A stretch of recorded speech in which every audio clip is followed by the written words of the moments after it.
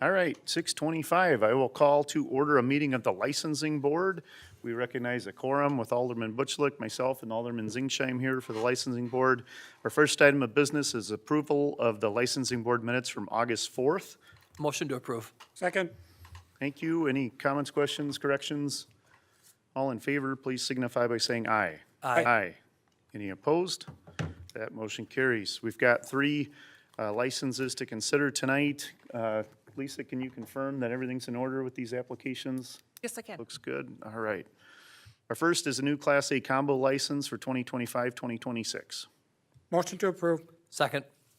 Any comments, questions?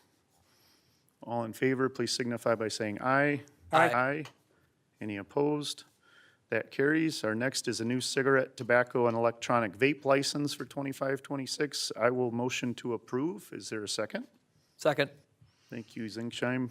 Any questions, comments? All in favor, please signify by saying aye. Aye. Aye. Any opposed? That motion carries. Our next is a new amusement device license for Meyer, 2025, 2026. Motion to approve. Second. Thank you, Zingsheim and Butchlick. Any comments, questions? All in favor, please signify by saying aye. Aye. Aye. Any opposed? That carries, and our licensing board is adjourned. I would like to call the order the Board of Public Works. We have 4 items on the agenda. Item number 1 would be the approval of the minutes from August 4th, 2025. Motion to approve. Second. Second. Okay. Are there any corrections or deletions or additions? There are none. All those in favor? Aye. Aye. Opposed? Motion carried. Item number 2, Stormwater Maintenance Agreement, SWMP 6-87, Amendment Number 1. Good evening, Max. Good evening, thank you. This is one of those agreements that we come up with every time we approve a new stormwater management permit. This is a requirement of our MS4 permit that we have with the DNR. Any new stormwater management permit, when there are facilities for stormwater management, we need to have an agreement with the property owner to ensure that the improvements are built to the design and that they will be maintained in the future to continue functioning as intended. So this one is for a project of a building addition and some paved area, driveway, parking, etc. at 411 North River Road.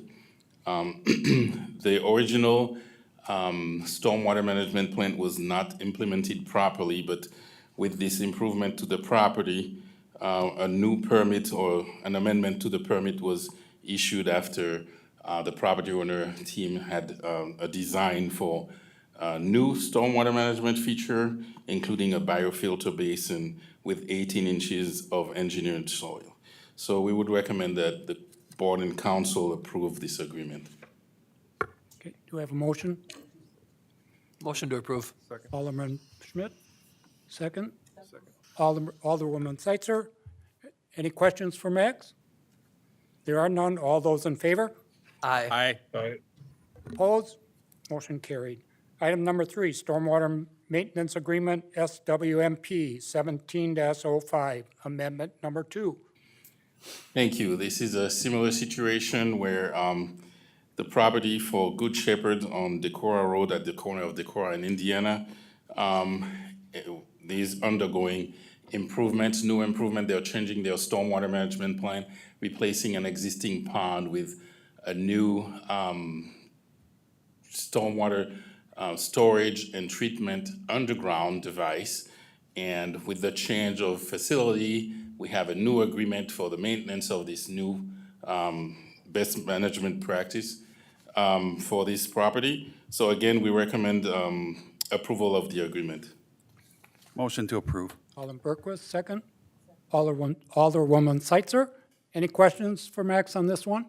There are none. All those in favor? Aye. Opposed? Motion carried.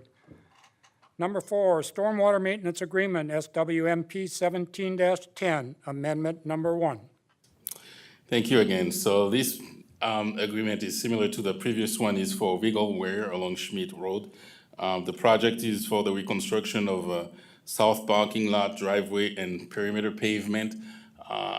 Overall, the property will have less paved area with this improvement. They do have to comply with total suspended solid removal, and therefore they have to install some facility for that, and we need an agreement to make sure that, like I said before, it will be maintained over the years. And after our review, we recommend the approval of this agreement as well. Okay, motion. Motion to approve. Alderman Schmidt, and second. Alderwoman Seitzer. Are there any questions for Max on this one?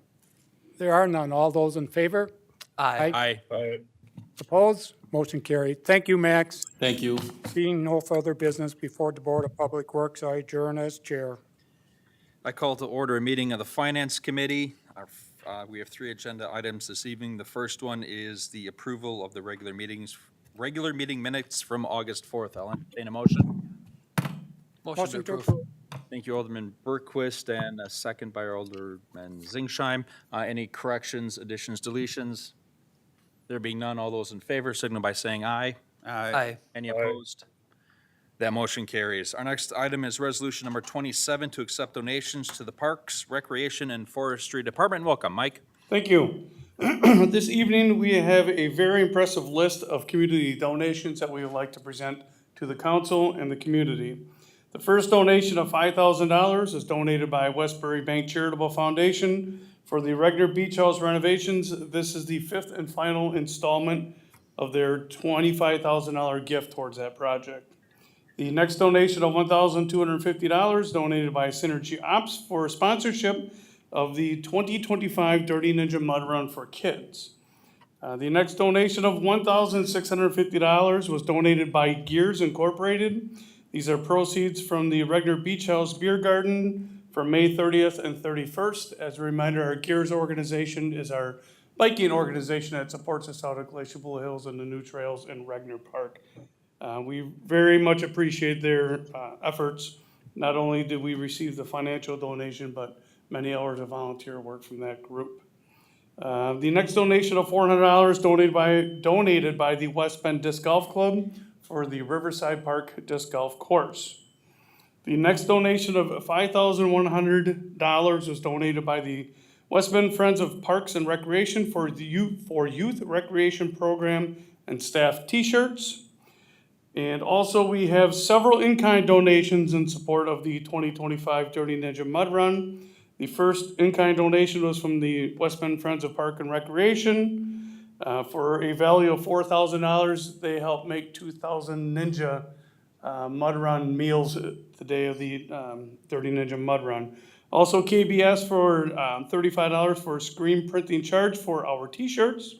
PLM, they've been an annual sponsor of the Mud Run. They provide us the water bottles with a value of $1,500. Sundex of West Bend, a value of $250 for event bags. It's kind of nice to have those bags for all the good stuff for the kids, and the dirty clothes go inside the bags at the end of the event, so mom and dad can ship them on home. Also, Serigraph, value of $250 for printing sponsor signs and directional signs and things like that for the Mud Run. Thank you to all of these organizations that we're talking about this evening that continue to support our community. These donations help make West Bend an exciting community to live, work, and enjoy life. Thank you. I'll entertain a motion. Thank you, Alderwoman Sizer Second. and Alderman Zingsheim. I appreciate that. Any questions or comments for Mike on these donations?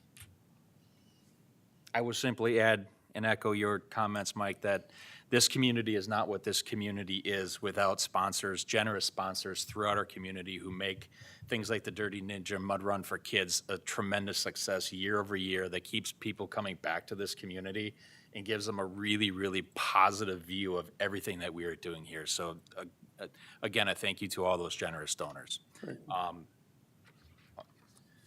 We've got a motion and a second. All those in favor of accepting, please signal by saying aye. Aye. Any opposed? That motion carries. Thank you. Thank you. Our third agenda item this evening is resolution number 28, addressing rain and flood emergency response. Ian, I'll turn it over to you. Yep, so this covers two different things. The initial one that was part of the original packet addressed the permit fees for essentially repairs for storm damages. We want to make sure that, proper permitting happens, and we want to make sure that we ease the burden of any repairs that are going to happen. So there in number two, you can see there's very specific provisions, and that was part of the original resolution. We added in a general declaration of emergency, just to make sure that we have that in place to recoup any funds if it's needed, as those may or may not become available. So, for the permits, the goal is, or they have to report the damage through either the 211 or the city's Survey 123 process. The damage needs to be reported before August 29th. So the goal is to get that reported right away. That's an important function for us because we need to have those damage numbers to facilitate the emergency response declarations, or the emergency declarations, and hopefully access funds. The amount of funds that the city and the county and the region get depend largely on the degree of the disaster, so it's very important to have that information. Permit fees are going to be waived only on work that was previously permitted, so it's not a opportunity to suddenly get a permit for the basement remodel somebody did without permits years ago. And then permit applications have to be submitted on or before March 1st. The city had already waived late permit fees and waived double damages. We could do that as a discretionary act. These are because they're required by ordinance, we need a resolution. Oh, and then the last, we have language that allows the city staff to use reasonable discretion. So obviously, we want the damage reported by August 29th. If it's something that can't be discovered until later in the year, there's still discretion to be able to respond to that. Thank you very much for that explanation, Ian. Appreciate that. Any comments or questions for Ian on this topic? I just have a question. Is it possible that we make sure that this gets out to the public, like the city put it on their website, so that this information does get out, that the public are aware that they are able to get these permits that are not going to be a fee for it? I think that's important that we make sure everybody is aware of that. Absolutely, no problem at all. We'll make sure to work with our communications team to publicize these efforts. Certainly. Okay, great, thank you. I'll make a motion to approve. Thank you very much, Alderman Butchlick. And Alderman Berquist, appreciate the second. Any additional questions or comments? There being none, all those in favor signal by saying aye. Aye. Any opposed? That motion carries. There being no further business before the Finance Committee, I adjourn as chair. Good evening. It's Monday, August 18th, and this is a meeting of the Common Council of the City of West Bend. More than 24 hours in advance of tonight's meeting, notice of the time, place, date, and subject matter of the meeting was posted in accordance to Wisconsin state statutes. Clerk, can you confirm this meeting was properly posted? Yes, I can. Thank you. I invite you to join me in the Pledge of Allegiance.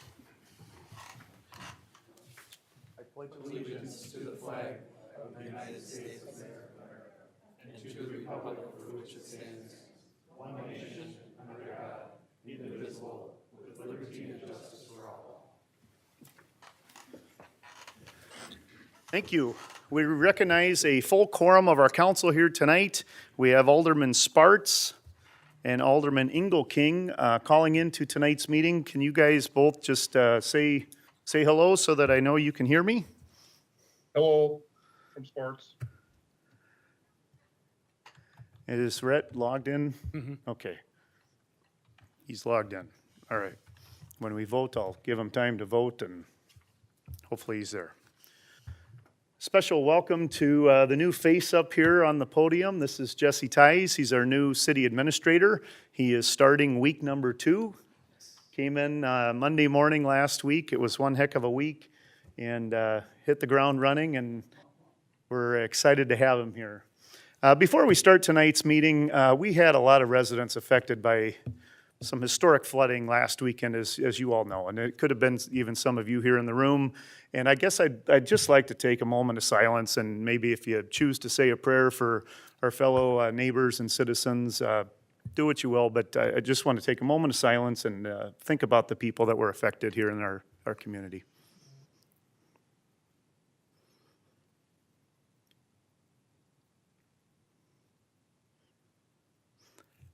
Thank you. All right, our first item of business is approval of our regular meeting minutes held on August 4th, 2025. Motion to approve. Second. Thank you, Alderman Butchlick and Alderman Schmidt. Any comments, questions, corrections? All in favor, please signify by saying aye. Aye. I didn't hear you, Sparts. Aye. Okay. Or Rhett. Any opposed? That motion carries. Mike, I'll invite you to the podium. We've got some neat recognition tonight from some citizens who have put a lot of time, money, effort, blood, sweat, and tears into their residences and into their businesses, being recognized tonight for the Roots and Branches Beautification Awards. And so, Mike, I'll turn it over to you. Thank you, Mayor. Yes, my name is Mike Faulkner. I'm representing Roots and Branches. One of the many things that Roots and Branches is involved in the city of West Bend is our Roots and Branches Beautification Award. And each year, we have volunteers that travel every single street in the city within each aldermanic district. I'd say some of my judges are here this evening, and a number of judges have been with us at least 8 years. And you always say because we rotate the district each year, so those that have been here for 8 years will have been on every single street in the city of West Bend. Because within the district they're assigned, they travel along every single street in that district, just looking, admiring the different yards in front yards in the city. So that's the task they're assigned with, and as you know, there's a lot of beautiful yards in the city of West Bend. So that's how the Roots and Branches Beautification Award goes. So I'd like to thank those 16 volunteers that do this every year, and without them, obviously, we couldn't do this. So this year, they again provided the time, and we're pleased to have so many of the recipients with us here this evening, both with the residential awards and the business awards. So what I'm going to do is introduce by each district, and if you recipients would please come up over by that area over by the side over here, and the aldermen have the plaques that they will present to you, and Lisa Kitsky, our director for Roots and Branches, will be taking your picture. So congratulations, and thank you for all the work that you've done to make your yards look so nice. All right, so District 1 is David and Jennifer Hines, Alderman John Butchlick.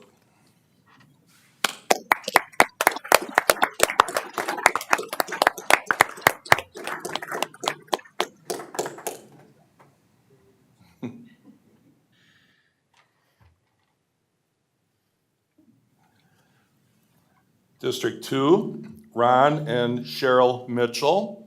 And pinch hitting tonight will be our new city administrator, Jesse Tice.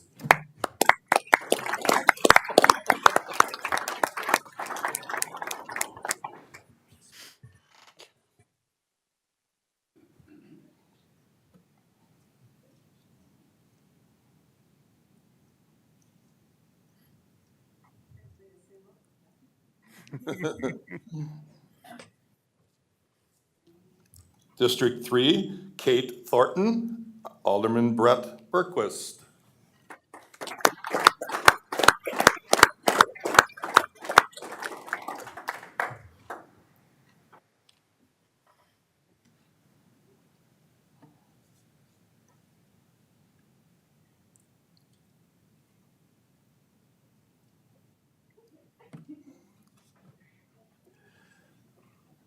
District 4, David and Joy Faulkner, Alderman Matt Sternig.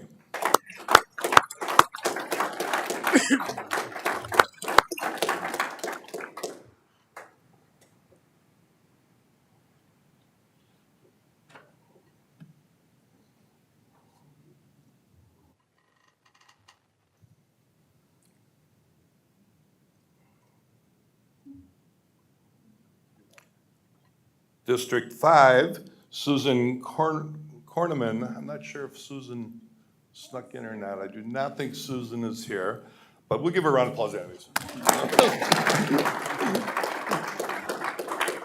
Alderwoman Mary Beth Sizer, who did not want her picture taken by herself with the flag. District 6, Kirk and Julie Larson. Again, Jesse Tice pinch hitting for John Swartz.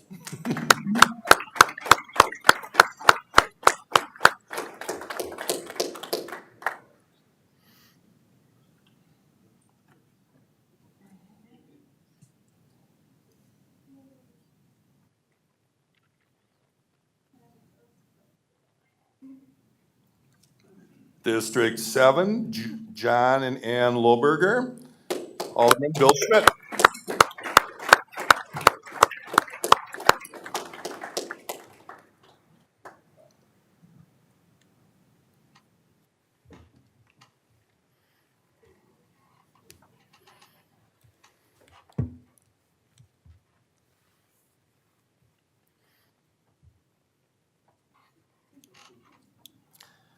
District 8, John and Ellen Coots. Alderman Aaron Singsheim.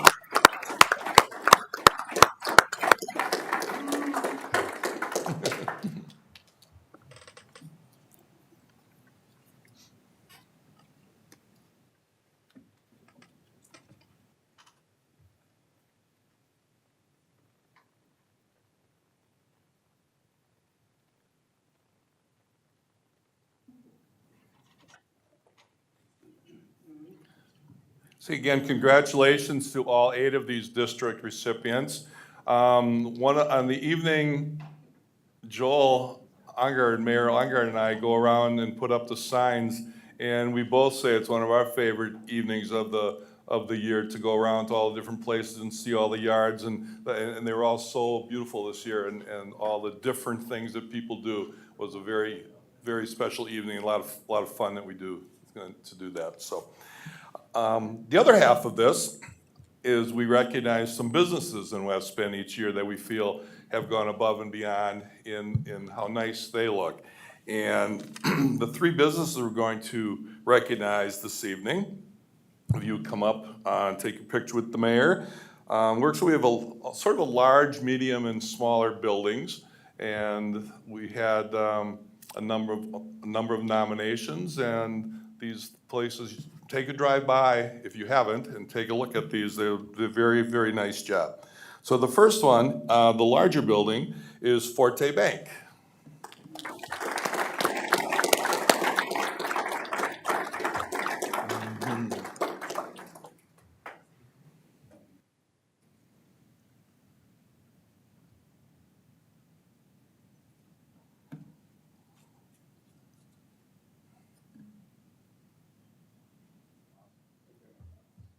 The next business we would like to recognize is Schmidt Funeral Home.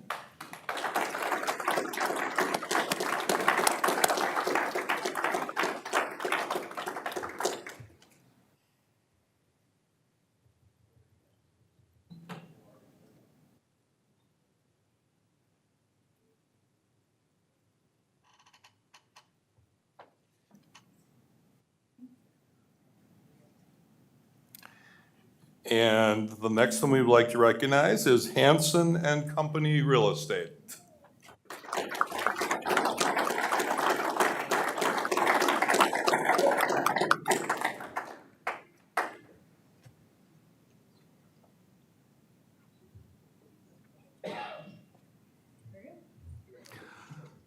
Okay, if we have one last hand for all of the recipients, they've done a beautiful job to beautify West Bend.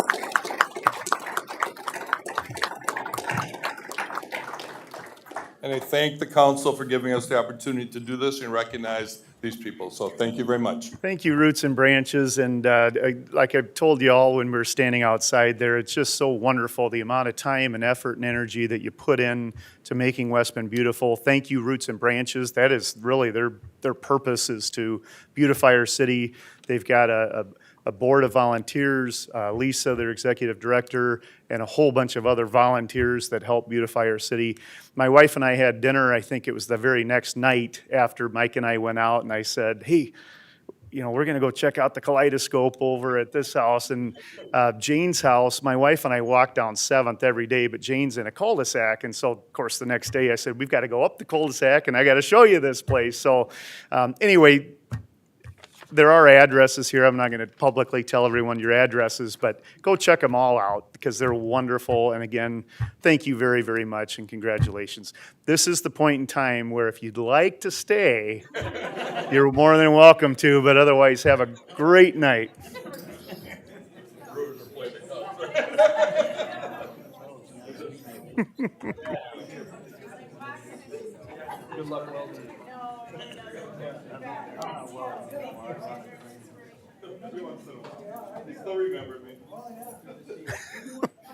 No, Brett, you cannot leave too.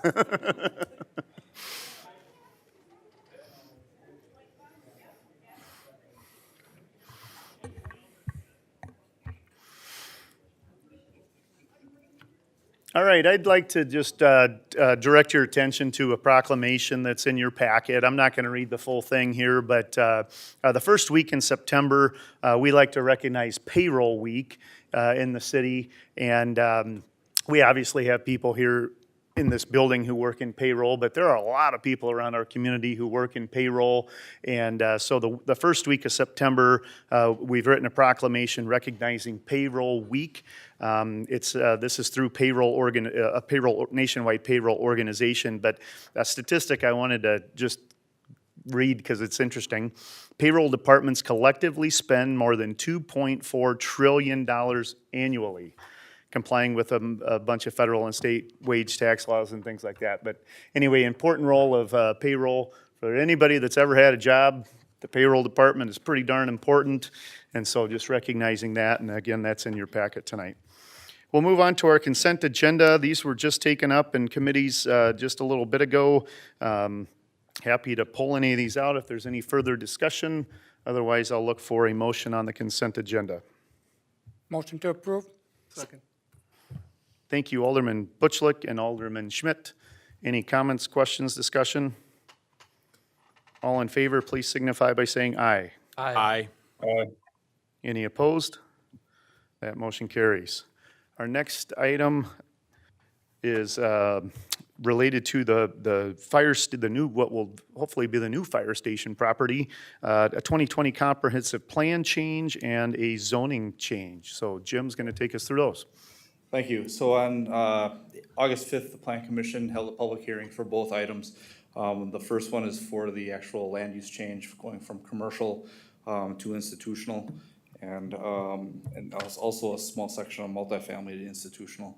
The zoning itself went from the commercial, B4 commercial, to the I1, and also from the RM3 to the I1.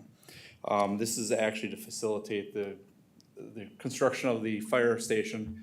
This better aligns the zoning with the use for the fire station along with its other uses that are proposed for their training centers and their storages for the equipment that they have.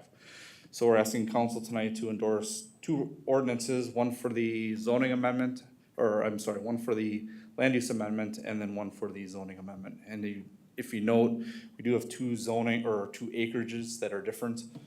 Is this how we zone? The difference is the land use does the parcel and the zoning does all the way up to the right of ways or the center of the right of ways. So that's why there's two separate acreages for that. Okay. We'll take these items separately. The first one is ordinance number 8 to amend the 2020 comprehensive plan for the property located at 2151 West Washington, approximately 12.9 acres. The change is in the recommended land use from commercial, multifamily, and wetland to an I1, which is institutional and public service district. I will entertain a motion on that recommended land use change. So moved. Thank you, Alderman Sternig and Alderwoman Sizer. Any comments, questions, discussion? All in favor, please signify by saying aye. Aye. Any opposed? That motion carries. The next one is the same address. It's more acreage. It's the 21.15 acres, and this is the rezoning from B4 General Business and Warehousing District, RM3 Multifamily Residential, the non-shoreland wetland district to the I-1 Institutional and Public Service and Non-Shoreland Wetland District. Again, the rezoning of that property. Motion to approve. Second. Thank you, Alderman Butchlick and Alderman Sternig. Any comments, questions, discussion? All in favor, please signify by saying aye. Aye. Aye. Any opposed? Motion carries. Thank you. Thank you. We'll move on to our reports tonight. Our Plan Commission met on August 5th, 2025. Matt, are you doing that one? I can. Alderman Sparks, would you prefer that I handle it since I'm in the room? Go for it. Perfect, sounds good. We had a number of item agendas on our meeting. The first one was a conditional use permit for a personal training studio as a major home occupation. The second, third, fourth, and I think fifth were the comprehensive plan, zoning amendment, reviewing and improving the certified survey map, and the site plan for the fire department. Two of those items we just acted on moments ago. There was also a site plan for improvements to the Washington County Justice Center, located at 432 East Washington Street by Washington County. And then we had an extraterritorial survey, certified survey map off of Oak Road in the town of Trenton. And then the last item we took up was an annexation of approximately 158.99 acres east side of River Road between Decorah and Sand Drive. That was the extent of our meeting. Great, thank you. There's a bid board report from August 7th. I don't know if Rhett is able to give us that report. Rhett, if you can hear us? If not, we can push that to our next council meeting. How about Parks and Rec Commission from August 14th? Alderwoman Sizer? Okay, Park, Rec, and Forestry, August 14th, that was last Thursday. We started at 4 o'clock with roughly a 2-hour tour to review a number of sites throughout West Bend. First stop was Regner in the Aqua Park, which was busy and picture postcard perfect that afternoon. It has been a great success this summer. Sales in June and July last year were $77,200. Sales this June and July were $149,750 in person, and an additional pre-sold ticket amount in the amount of $73,000, for a total of $222,750, so roughly 3 times the amount last year. That is not pure profit, of course, but it's a reflection of the success of the Aqua Park. Note, many slots are sold out ahead of time. About 75% of the ticket sales are online versus about 25% in person. So the moral of that story, if you want to enjoy the Aqua Park, it's a great idea to buy those tickets in advance next year so you're not disappointed. The Aqua Park closed yesterday, August 17th, and they will start cleaning the equipment and packing it away for next year. Our tour continued as we visited Glacier Blue Hills. It's a very busy park, which desperately needs parking lot work. We also visited Munk Neighborhood Play Lot. That 30-year-old play equipment needs to be replaced, and the park needs to be renovated to be AD accessible. So that's on plans for the future. We stopped at Ralph's Dog Park, a beautiful, busy park, which is planning to expand and whose barn needs a new roof. And finally, a visit to the newly renovated White Family Cabin at Ridge Run, which is just beautiful. If you haven't seen it, stop in and visit. A huge thank you to all the private donors and the friends groups who play such a big role in the success of many of these projects. Then after a little lunch, which was very graciously supplied for all of us, the regular meeting convened at the Regner Park Camp Lodge at about 6:30. A list of planned and potential projects for 2025 through 2030 was presented, with 4 very detailed pages of large and small projects, along with funding sources and estimated budgets. While many will have to come out of the capital budget, many others will rely on donations and/or grant money. The operating budget and the 5-year capital projects plan was also presented for review. One very necessary piece is a long-term park and open space plan, so we have a view of where we're going in the future. Ryan reviewed the rec department program fees for fall. The majority will see little or no change in cost. There was a proposal for a mural at Lac La Ronde painted by Jeff Skomsky, basically 4 panels representing wildlife in the wetlands, meadows, and woods. That proposal was approved. It's expected to be about a $900 project and will be funded by donations to the Nature Playground. The Nature Playground at Lac La Ronde is progressing. A few weeks ago, the West Bend Sunrise Rotarians planted 300 perennials, and a ribbon cutting is planned for 6 o'clock on September 24th. Finally, the entire staff and city team was thanked for their efforts after the flooding on August 10th. A huge thank you to everyone who jumped in early Sunday morning and just kept working through the next couple of days. Everyone went above and beyond the call of duty for our city. Thank you. Thank you, Alderwoman Sizer. The Joint Review Board met this morning to discuss TID number 18. The packet for that includes the planning documents and project plan is in the Joint Review Board meeting on our website if you're curious to look at that. Just as a reminder, you did see that on August 4th. This all started back on July 1st. The Joint Review Board met, forwarded the idea of TID number 18 to the Plan Commission. There was a public hearing held. Plan Commission forwarded it to the council. Council gave a thumbs up. The last step was the Joint Review Board's final approval, which happened this morning. So TID number 18 was created this morning.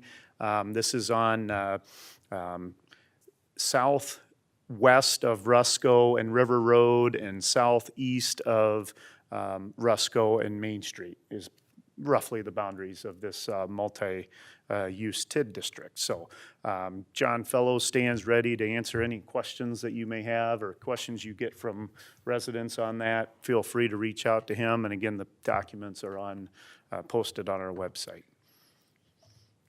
That's it for reports tonight. We'll move on to our administrator report. Alrighty, thank you very much, everybody. As I close out day 6, wow.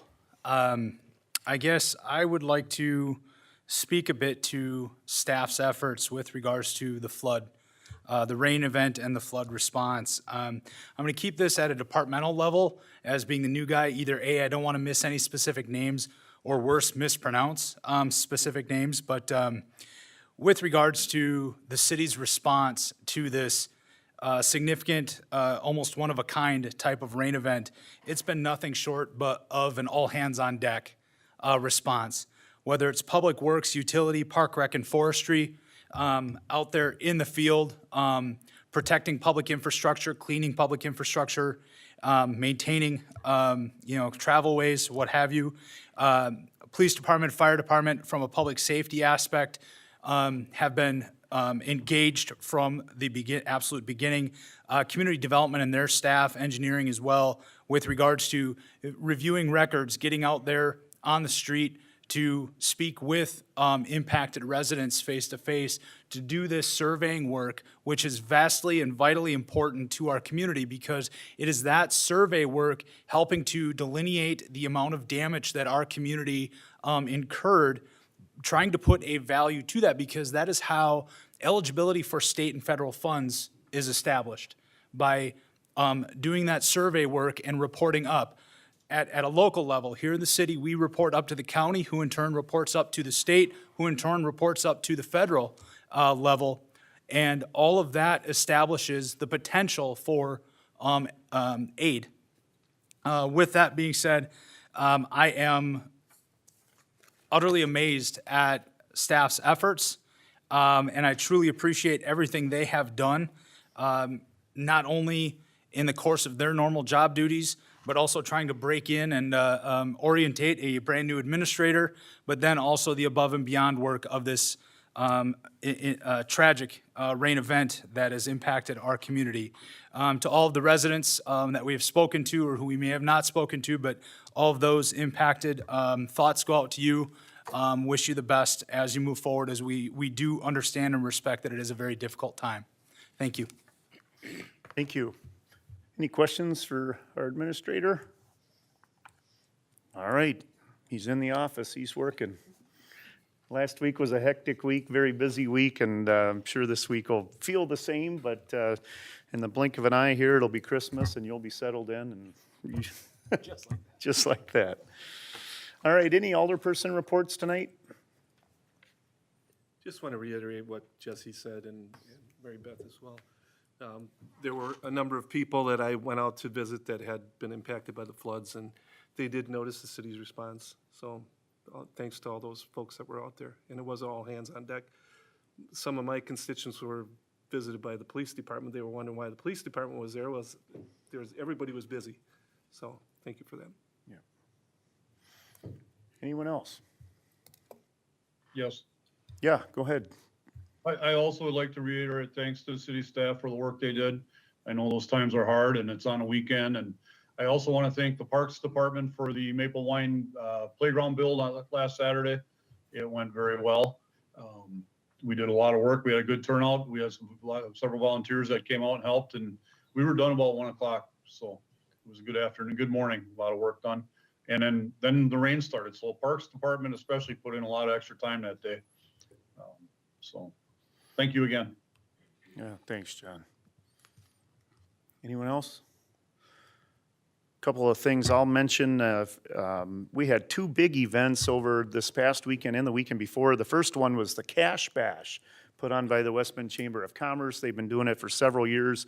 That event draws in people from Minnesota, Iowa, Illinois, Michigan. It's amazing to see the different license plates that are in the parking lot for that geocaching event. We become the geocaching capital of the nation that particular weekend. And that was just a great event, very well done by the chamber. They got a little bit of rain on Saturday afternoon that kind of put a damper on the very ending of the ceremony of the awards and things, but otherwise it was great. The last one was just ended yesterday, the Chalk Fest at MOA. Again, another event that brings in tons of people from outside of the community. They had a little bit of rain on Saturday night. They were able to cover up the artwork, and I was out there yesterday, and the artwork was absolutely beautiful. So those two organizations, good partners with the city, and bringing in people from outside our community is always a great thing. And of course, it's German Fest week, another event put on by Habitat for Humanity. Summer's not over yet. We still got some fun things happening. So German Fest will be out at Regner Park. When does it start? Does it start Thursday? Starts Thursday, runs through Sunday, and brings in a ton of people from all over this area. So hope to see you out at German Fest. That's all I've got. Any other announcements for the good of the order here? If not, we will be adjourned, and our next meeting is in September. So we'll see you in September. All right, we're adjourned. Thanks.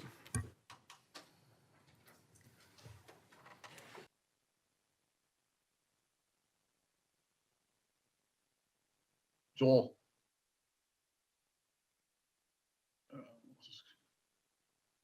What kind of time frame are we looking for the county meeting part?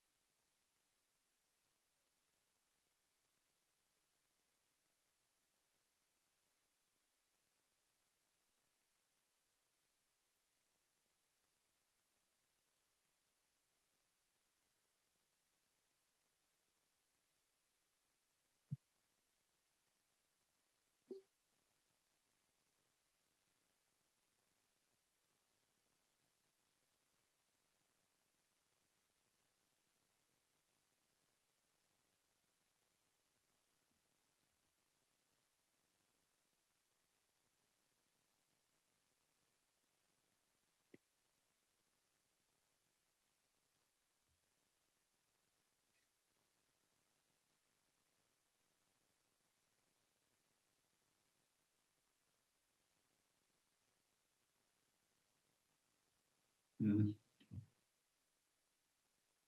Not sure why you're not working, Fred. Oh.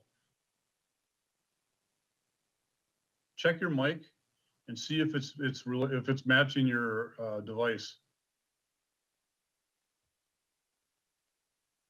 Click on mic to down, just your speakers and your microphone.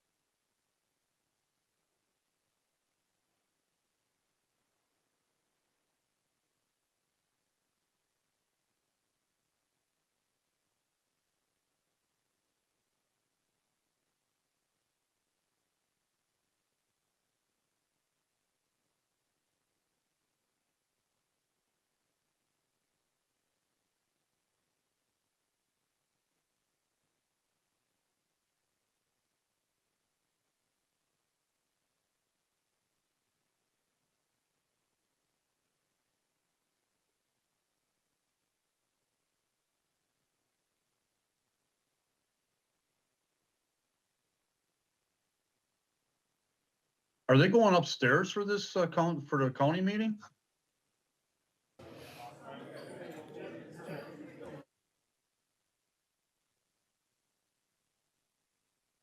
Yeah, they're opening up, I think, I don't know.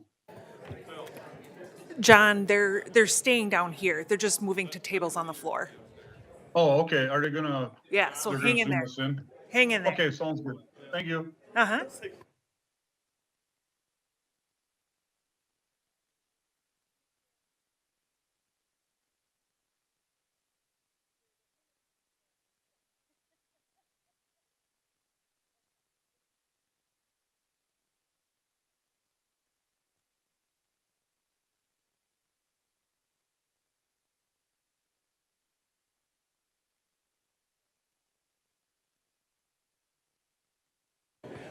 What are you guys able to see? What are you looking at, John? Oh, I can't hear you. Yeah, it helped if I turn my mic on. Sorry about that. We're looking at the mayor's seat. Oh, the mayor's chair. Okay, they're seeing The this. mayor's chair, yeah, Okay, they will switch it so you can see the floor. okay.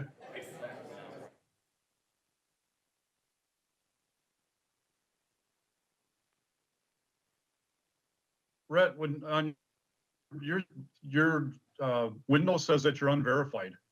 I don't know what that means.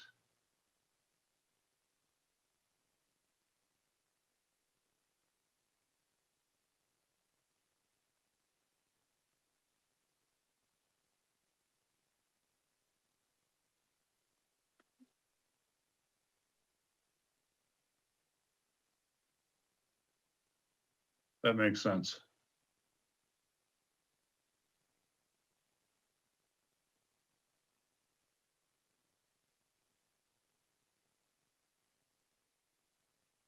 Ah, that's why. Oh, okay.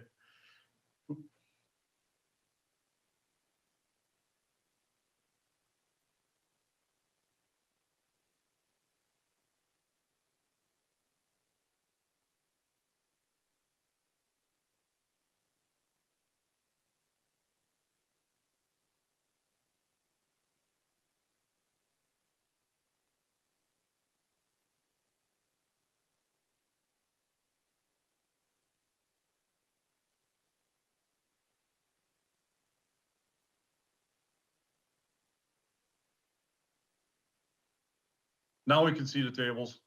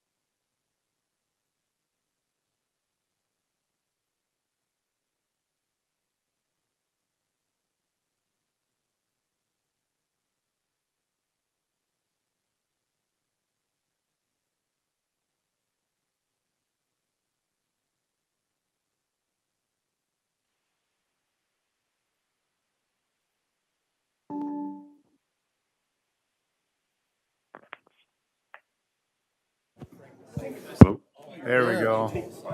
All right. Good evening, everyone. I would like to call to order a special meeting of the Common Council of the City of West Bend. It is Monday, August 18th, 2025. More than 24 hours in advance of this meeting, notice of the time, place, date, and subject matter of the meeting was posted in accordance to Wisconsin state statutes. We do have a full quorum of our council here tonight. We have two gentlemen who are not in the room, but they are online. And I'm told that they can see us on the cameras here.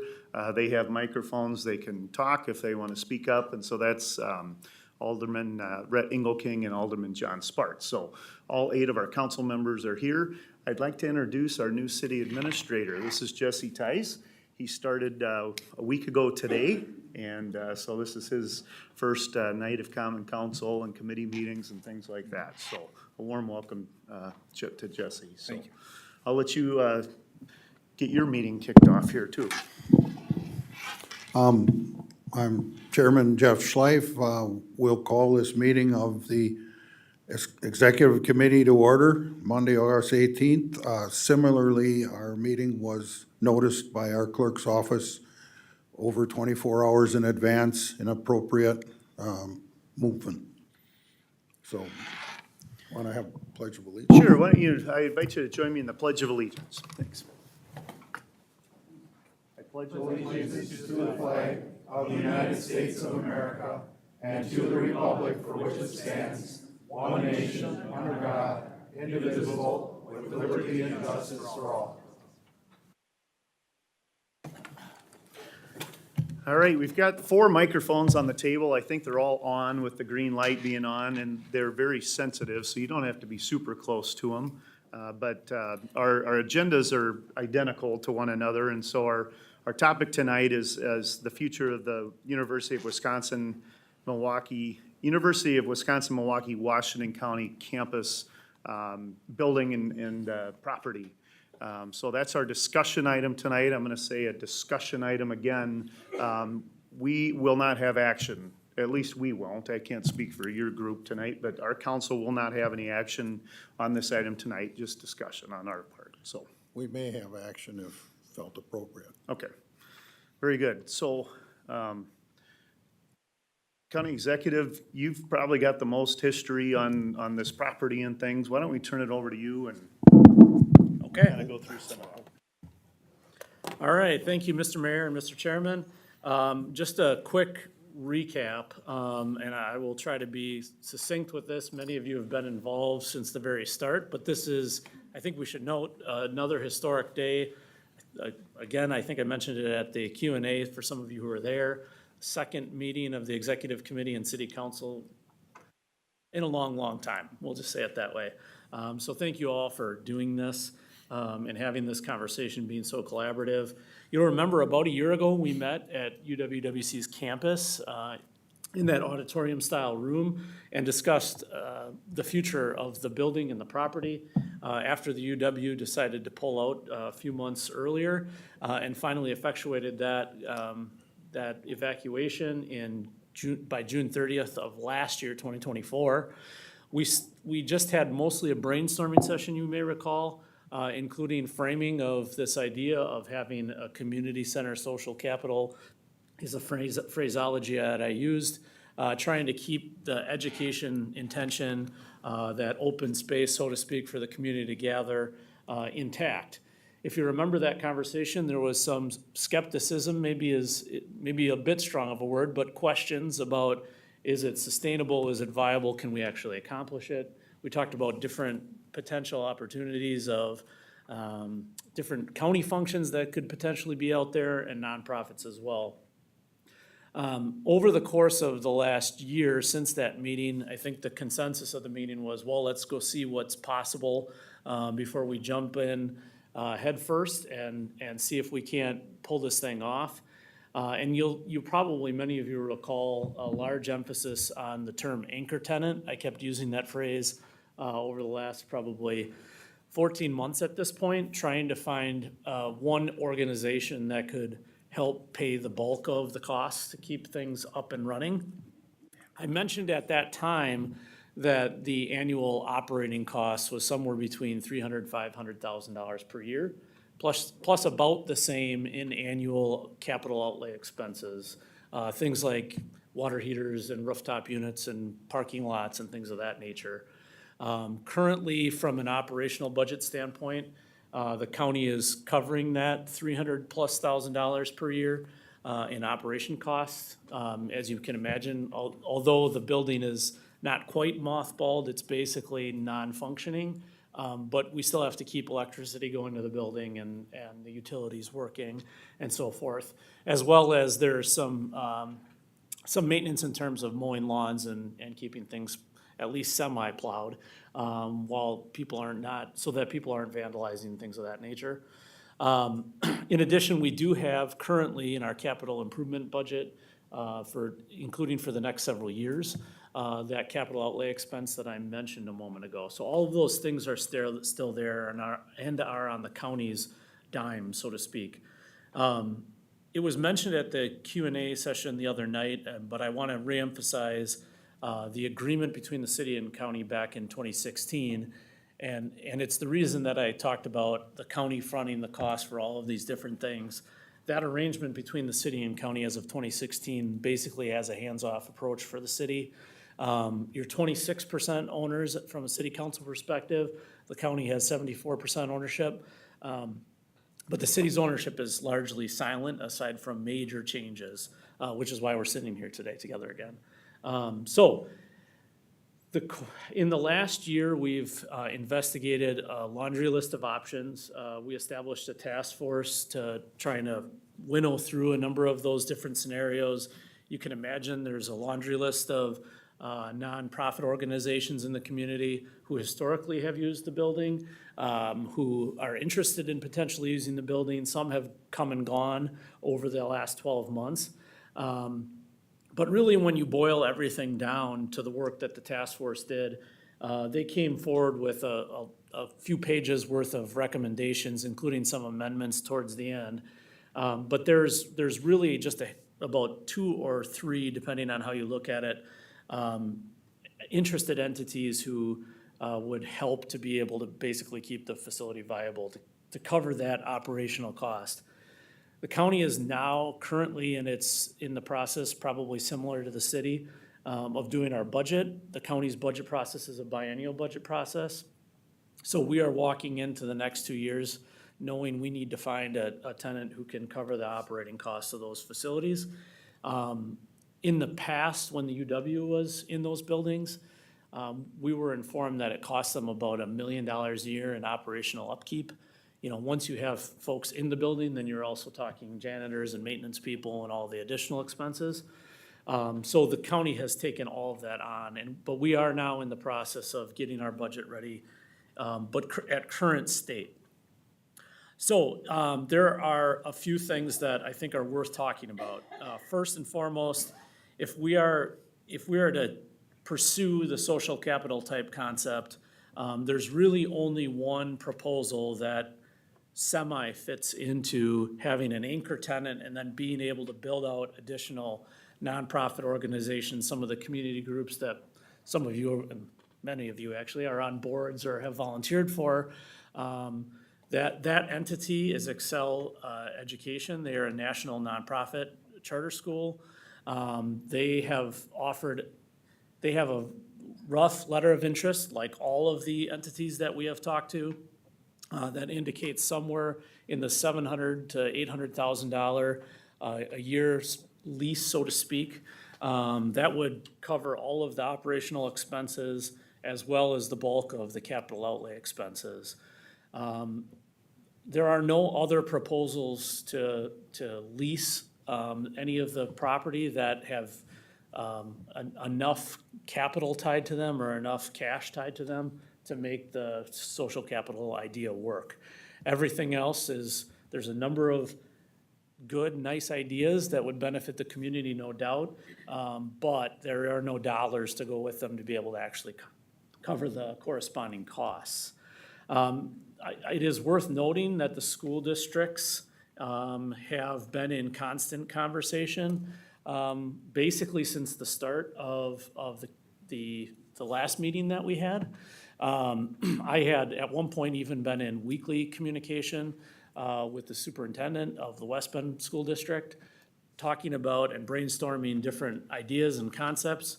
In fact, at the January meeting of our county's executive committee, Superintendent Wimmer explained a kind of a whole laundry list of different ideas that might work, including talking about moving some things in as soon as, I think it was February, at that January meeting.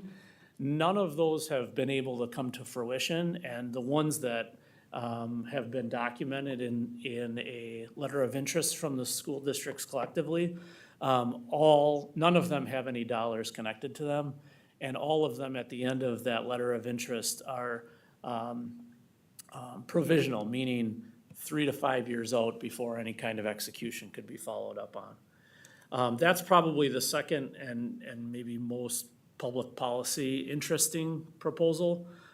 The last proposal is probably the other that, aside from Excel, fits the bill but in a different way. So Ozaki Christian School is expanding in Washington County and has been for the last couple of years. When we've started this process over a year ago, I had talked to leadership at Ozaki Christian. I know leadership at the city had talked to private developers and other parochial schools. I had also talked to the local Catholic schools and then subsequently a Catholic charter school about potentially using the building. None of those worked out in the end. But in the last couple of months, Ozaki Christian School had been working towards the acquisition of property to the east of their existing facility. For those of you who maybe don't know, they own the old strip club just north of West Bend Lakes Golf Course. The property immediately to the east, they have acquired and had plans, even some rough renderings for a major expansion and a major building project to happen there, including projects that will probably go into the 8 to 9 figures over the course of many years in different phases. So they were in the process of doing that expansion. In that same process of due diligence, we had a follow-up conversation about the building that we have, which obviously was built as an educational institution. And so they have multiple options at play right now, including the possibility of purchasing the building, the UWC building and immediate surrounding property. Simultaneously, and they are mutually exclusive to one another, but they do work together from my point of view. The Cedar Lake Conservation Foundation has indicated interest in purchasing and protecting the land, basically entirely encompassing in sort of a horseshoe the building itself. And so we're talking about roughly 60 acres of land around the building, including a fen and a lot of the Kettle Moraine that abuts Ridge Run Park, as well as the Girl Scout camp to the south. When you look at these two proposals, Ozaki Christian School has put forward a $3 million purchase offer for the building, the parking lots around it, and then some park space to be negotiated, certainly including the soccer fields, but potentially some additional opportunity for expansion. And then the land around it, basically their proposal says anything that CLCF would buy around them, that would be a discount from the $3 million. So when I said at the Q&A session, for those of you who were there, combine those things are $3 million, that's why I phrased it that way, because Ozaki Christian School's letter of interest is framed in such a way. The balance of, so you'll recall as we've gone through this process, the city and the county worked together to identify an appraiser to appraise the property. The county paid for that appraisal, the city forwarded the appraisal service that you guys use, it sounds like. And the appraisal price for the property at large came in at $5 million with the existing school use and the existing zoning. So where we are at in whole and in sum, with this proposal from Ozaki Christian in combination, I assume with CLCF, if you were to pursue that, is we also have an additional $2 million at play here with the state of Wisconsin. The state, following the budget process last year, allocated $2 million grants to all of the campuses that closed, but specifically named a number of counties, including Washington County, as a beneficiary, since we were one of the first campuses to close. So that $2 million will help offset really any number of things. It's eligible for basically preparing the property for whatever its next steps are, whatever the future looks like. Under this proposal, what I would be suggesting and recommending is those dollars go to offset a significant electrical upgrade that we talked about a year ago. We still have not done, because we knew that if none of this came to fruition, it's likely that the building would be tore down. And that was, as you might recall, one of the conversations a year ago. So in whole, those proposals collectively present a $5 million, essentially a full appraisal option for the city and the county to contemplate. The reason I added up that way is because the county has allocated 1.6 million plus a number of the expenses I laid out to you before that equal that $2 million amount. This would essentially reimburse us, so to speak, and allow those dollars to go back to our general fund. So that is the gist of the proposal. Some of you were at the Q&A session last week with the mayor and I. Others I know weren't able to make it. But I will just say, I feel like it's really unfortunate that this has turned into, frankly, something that's just unfortunately political, like a public school versus a voucher school fight. It's not that in any way, shape, or form. We've been having conversations with the public school districts all throughout this process, trying to find different ways for whether it was the charter or Ozaki Christian or the public schools to be able to work together. The public schools proposals just haven't worked out and aren't timely. We are now a year into a building with nobody in it. If we continue to wait, my fear is we will be close to 2 years of a building with nobody in it, and we will be facing the same demise as many of the other counties are talking about right now, which was tearing down a building and reutilizing it for some other purpose, which I don't think anybody wants. I think the building's best use, as we talked about a year ago, was to have some sort of educational use. And so my recommendation is to sell it to Ozaki Christian School and the adjoining land to CLCF and negotiate it accordingly. And so what I further would suggest is that as part of that, the county and the city formulate an agreement that has a 74-26 share of whatever those proceeds are. And I'm happy to take any questions or explain that further if you're interested. So with that, I'll turn it back to you, Mr. Chairman and Mr. Mayor. A lot of information there. Are there any thoughts, questions?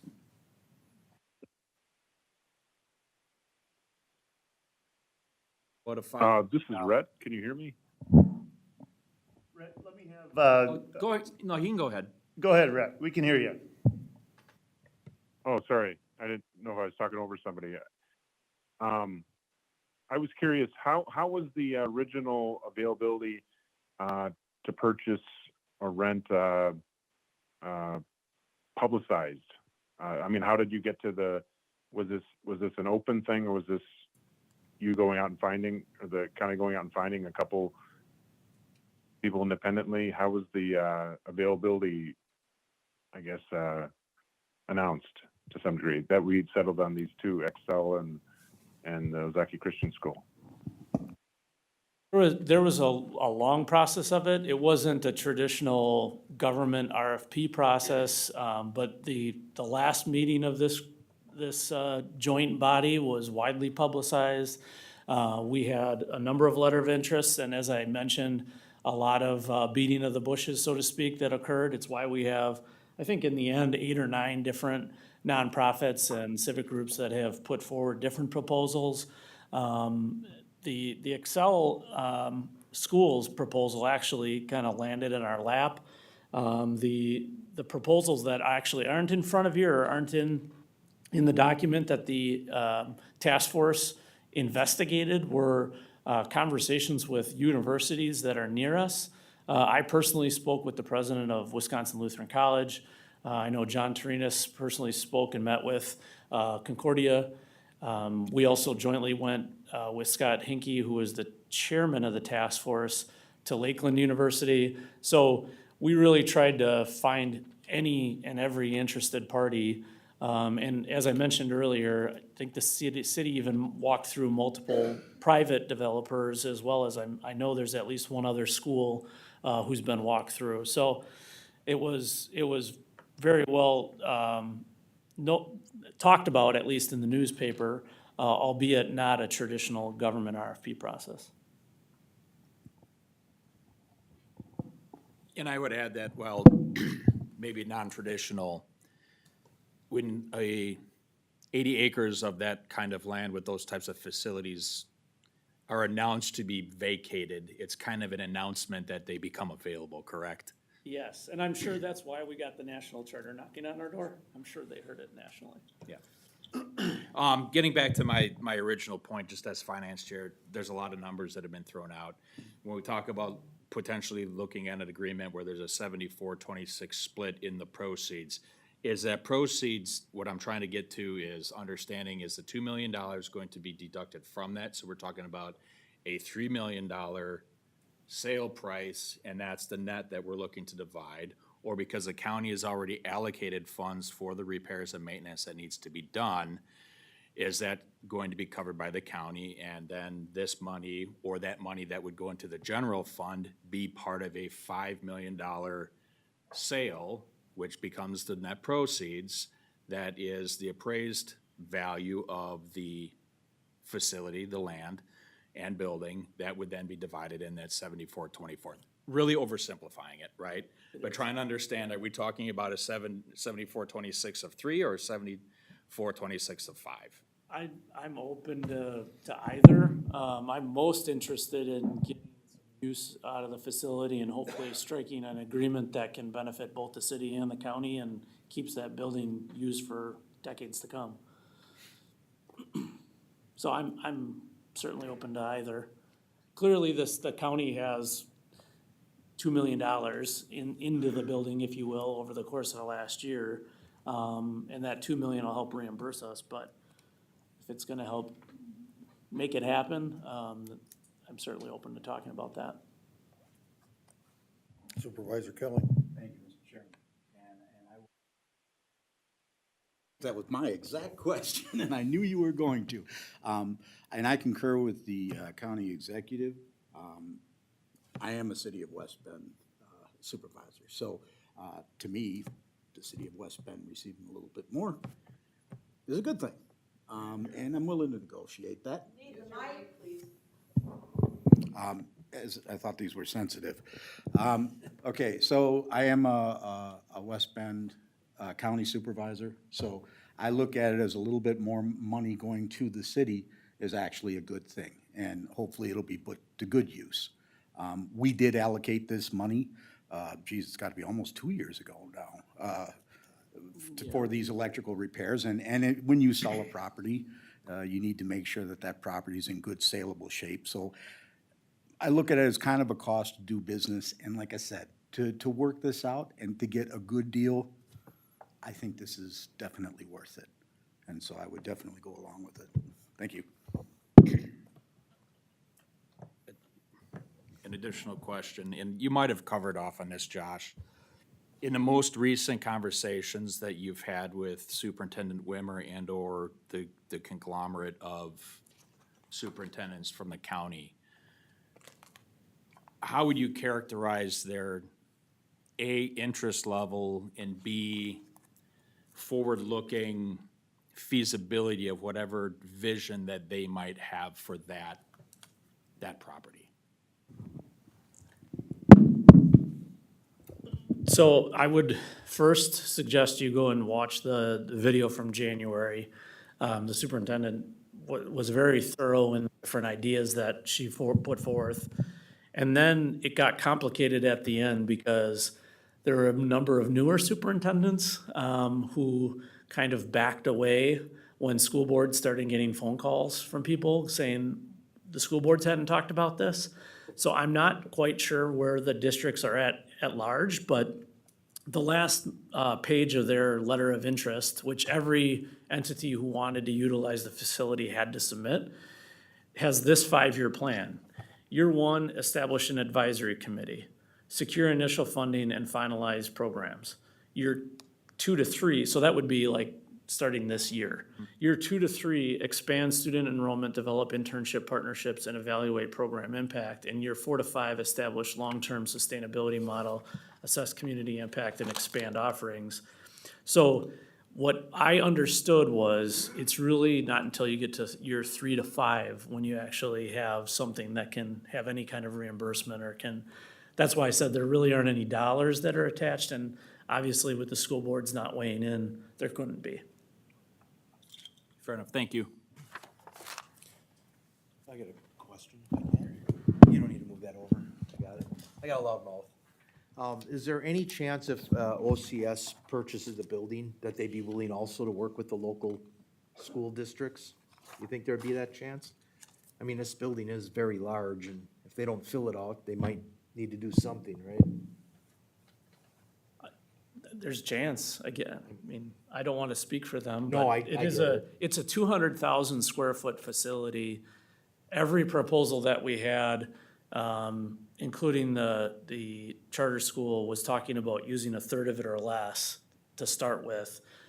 So, you know, you look at some of the schools in this county, even moderate-sized schools, they're not 200,000 square feet. This is a big building. There's some opportunity for partnership, and that's certainly something we'll be talking about. Awesome, thank you. Well, that's my concern. I'm concerned about OCS and their size. They're roughly what, 150 students or so? How can they fill that building and maintain it and afford it? You know, looking at the finances from what I've read, they would be hard pressed to take out a $3 million loan. Is there a way they could be part of an anchor and use part of the facility and have the rest of the facility be a community center, daycare, theater, open to the public for meetings, things like that, and have them use half the building? I'm afraid they're not going to make it, and then what? Then we're stuck. We've lost the building, and we've lost a great opportunity to do more in our community. So, two things. One, that was what you just described was the original approach, when I approached them a year ago. And they weren't interested, so much so that they bought property adjacent. We're talking about building, I think, a $15 million or so building. I might be a little bit off on that number, but it can't be by much. And so they're in process. They just brought land. They have the ability to, and are pursuing, building a brand-new facility for 5 times the purchase price that we're talking about. I think, so that is their proposal. I've asked for what you've described. All of the proposals that we got won't fit the bill, or at least won't fit what, exactly what we decided or designed initially. So I think, maybe to answer your question in a different way, the county has different properties that we own together with other places. And that has changed over time, but the Threshold building on Rolfs Avenue, that has what's called a reversionary interest. Brad's in here somewhere, he can correct me if I'm wrong. That's right, reversionary interest. In other words, if the Threshold pulls out of that building, it reverts back to the county. We have a similar agreement, although different, with the school district, with Fair Park School. That land is actually on county land, and it can be used for nothing other than education, which of course is an interesting twist to all of this in the middle of the referendum process and Fair Park School being closed. And then third, Carl's Place was done something similar. That was not a reversionary interest. Was it a reversionary interest, Carl's Place?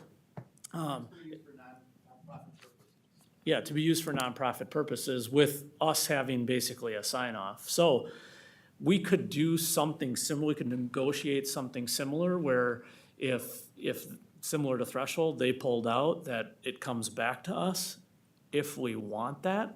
I guess that's that would be the type of thing that I would suggest and recommend both bodies push to the executive administrative branches to try to negotiate out and finalize.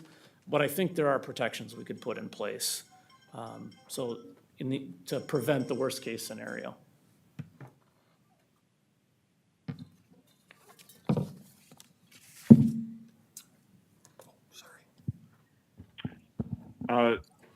This is Red again. Similar to that question, and maybe you covered this, so I apologize, but has it been considered whether are these schools only interested in wholesale purchase or leasing agreements or things like that? Discussed or alternate ways of getting access to the building for the purposes, but not necessarily retaining full ownership of the facility. OCS is interested in purchasing outright. I mean, again, another thing we could try to negotiate is some kind of use agreement between the county and OCS, or the county and the city of OCS. The cleanest path to accomplish what the Alderwoman mentioned earlier is the proposal that Excel gave us. I mean, that would do exactly what you're describing. I know that's even more controversial for some people in the community, but it would cover all of our costs and would allow for 2/3 of the building to still be used for other things. So there's a path to do that if that's what this group wants. Given the totality of all of the proposals, I just feel like at this point, we're better off just selling to OCS and trying to negotiate some kind of reversionary interest and/or a community use of some sort if we can. Supervisor Schwab? Thank you, Mr. Chairman. I appreciate the impassioned speeches I heard the other night about doing something with this building that would serve the community, and I respect that. And at the same time, I represent part of the county that isn't that close to that campus. And it's my responsibility, and it's the responsibility of many members on the county board to do what's best for their constituents and for the rest of the county, not just the area within 3 to 6 miles around that campus. And so as we look what's best and what's possible, I'm looking for the best option for the taxpayers of Washington County and for the best viable option.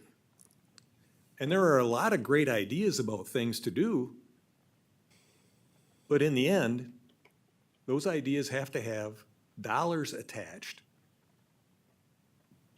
to pay the true value of that building.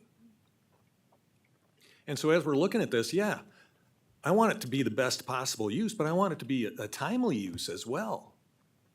And as we look at the schools in the area, people are concerned about whether or not Ozaukee Christian has the funds to do this.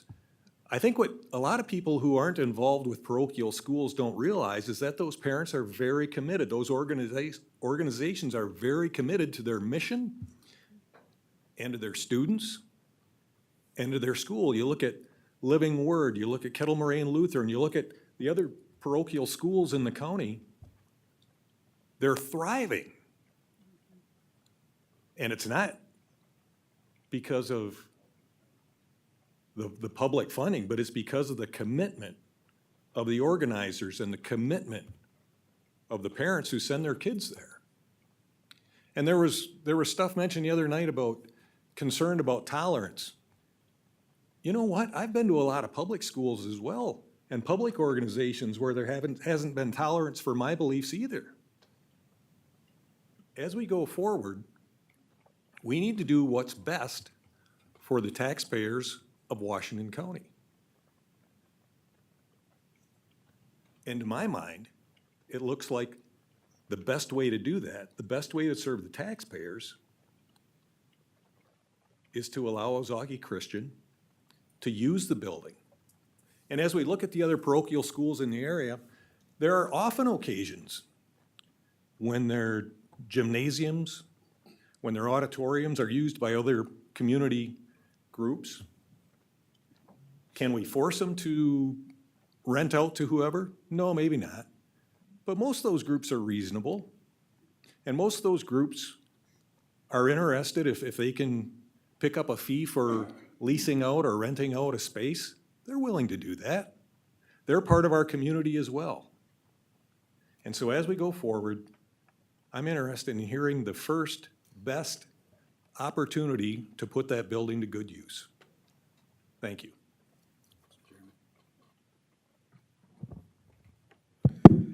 Thank you, Mr. Chairman.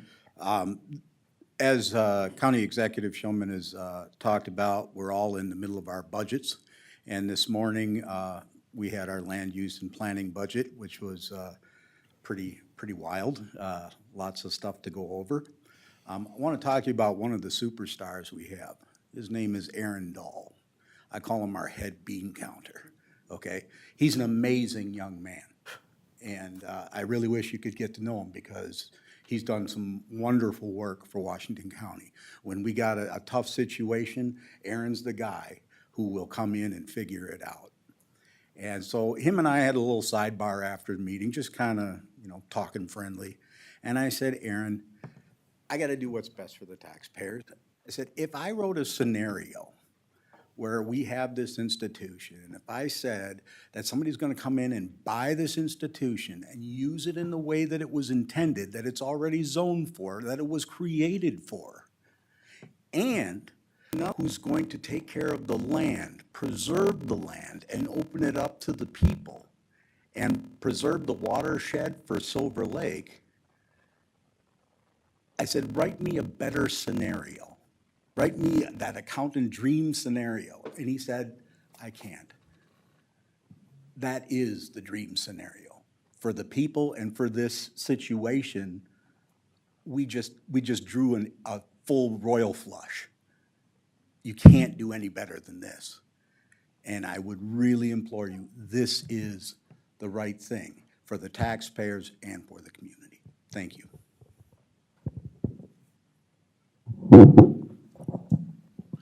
I'll add that we on the county board and the executive committee have been watching this and agonizing over it for a year now.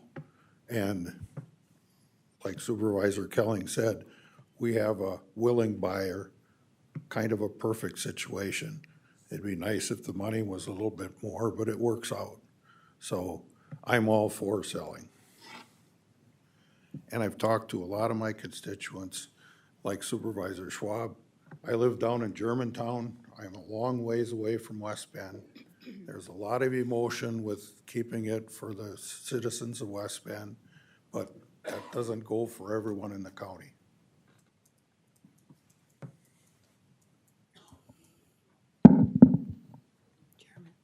Go ahead. Thank you, Chair.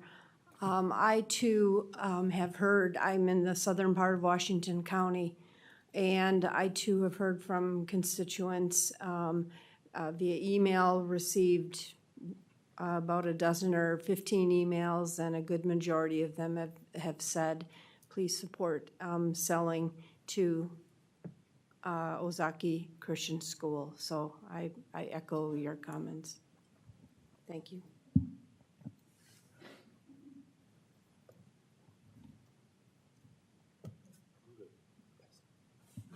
Joel? Yeah, go ahead, John. Can Josh reiterate with the 2 million from the state, what the plans are for that? I know it's I know he said the 1.6 million for the repairs. What about the remainder? What would happen with that? The 2 million from the state will basically reimburse the costs of it's an electrical upgrade that probably at this point, frankly, is going to be more than 1.6 million, because that was 2 years ago that we put that money away. So chances are that 2 million is going to completely get absorbed, fixing that rat-infested electrical situation we've got. And then the 1.6 will go back to the general fund of the county, which I think is where Gotcha. Alderman Sternig's question came from. Right. Okay, good, thank you. Also, the second part of that, Fond du Lac apparently has done some stuff with their campus. Has anybody looked at that and at that plan? I know it's Fond du Lac and a little different campus. I understand they're separate buildings, Probably been a little easier to manage. Any ideas on how that went or what they did with that and the background behind it? I And can is it speak to it. feasible here? I can speak to it a little bit, and I know the chairman has talked with the Fond du Lac County Board Chair as well. I've talked to the county executive up there about it a couple of different times. They do have multiple buildings on the campus. Basically, they had 5 different uses they're interested in doing, a combination of county offices and other government offices, event centers, law enforcement, or I should say public safety, training facilities. Obviously, they have a gym and those things too, so they would have sports complexes and theater venue for that type of thing. But basically, 80% of what they're proposing is government funded somehow, including they took older buildings that are county owned, and I believe they're in the process of shutting those down and selling them and moving that to the UW campus. So everything was within their kind of their existing organizational footprint, albeit a different location. So there is some community contribution beyond property taxes, but it's heavily reliant on government funding in some way, shape, or form. And they're a totally different situation. They have a bunch of buildings. We have one huge one, so it doesn't lend itself to different uses as well. Yeah, one thing to keep in mind on that note is Fond du Lac's campus is almost completely integrated with Moraine Park Technical College's main campus. You literally walk out the back door of Moraine Park and you walk into UW, and then you walk out of UW and into some soccer fields, and from there right into the public high school. I mean, it's not quite that seamless, but it's pretty darn close. So it is like basically one giant educational footprint, K-12 through upper or higher ed. So it is different in a number of ways. Unlike ours, of course, is immediately adjacent to Ridge Run Park in the heart of the Kettle Moraine, next to a Girl Scout camp and the interstate. And we're talking one building versus multiple buildings.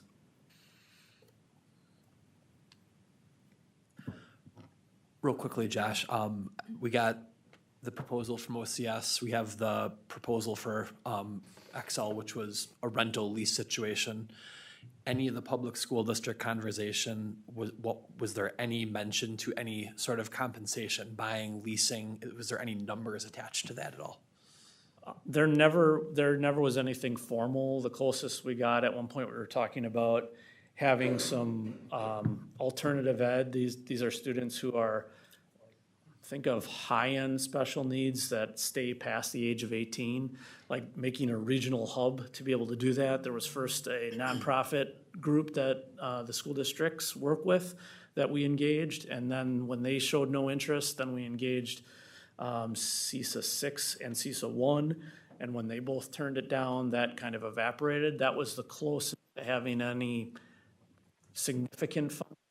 Everything else that we were talking about was kind of pulling on straws for different, including at the end, there was some chatter about putting together a public charter school through West Bend School District specifically, which of course would have been a voucher of a different kind. It's open enrollment. So there was never anything, even to the bitter end, that was formal proposals. It was at best years out and very prospective.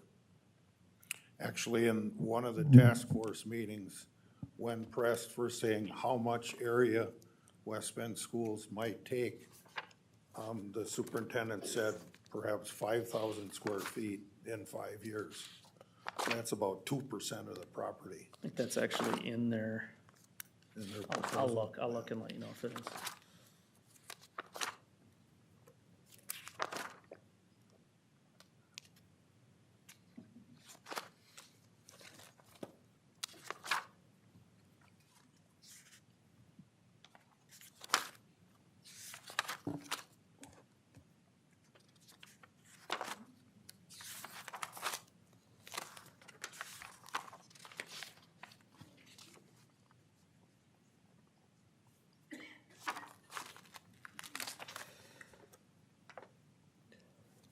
So I guess, well, if there's anybody trying to formulate questions, please just fire away, but I can kind of, oh, go ahead, please. I'll come back to the money again. have an- I admit I'm still confused about that. Now, we get 2 million from the state. Yes. Okay, and in the meantime, the county's using that for maintenance and everything you have to do? Or that's what you will use to cover your maintenance? So basically, Ozaki Christian is buying the building for 3 million. But it's been assessed at $25 per square foot, which comes to roughly 5 million. So I'm still confused as to why Ozaki Christian isn't paying us 5 million. So the county has $1.6 million set aside for Right. the project. We've spent another, probably close to $500,000 in upkeep just this past year. And anything more would basically be duplicating it into the next year. That's what I'm saying, when the county is the only one eligible for the 2 million. The city couldn't apply, it's county only. So that 2 million will reimburse us. When we started this process a year ago, there was nothing for us. That came after the fact. So I look at that as contributing to this whole sum of the value of the property, which was the legislature's initial intent. The balance of the 3 million is simply some combination of CLCF and OCS. It may be CLCF can't come to any kind of agreement with OCS, and OCS pays for the full 80 acres with the balance of the 3 million, or it can be a combination of the two and it's still 3 million. So from my vantage point, there's $5 million coming in the door. The appraisal price was $5 million for the whole property. It wasn't, I don't recall any square foot analysis, but maybe there was. I have it if you need it, but yeah. Okay. A lot of the property that CLCF is interested in is valuable in a way other than money. It might be the nice way to say it. It's geologically very unique and special, and its location is such that I think we would all want to see it protected, but probably from a financial standpoint isn't worth a lot. And so whatever they spend will offset what OCS has proposed, and that's how OCS made their proposal. So you can look at it, anybody can look at it however they wish. I look at it as there's $5 million coming in the door that a year ago when we were sitting here wasn't coming in the door, if we accept these proposals.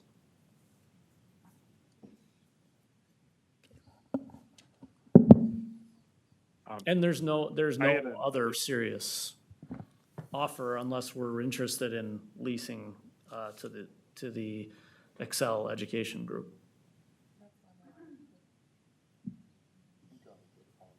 I had an additional question. All the other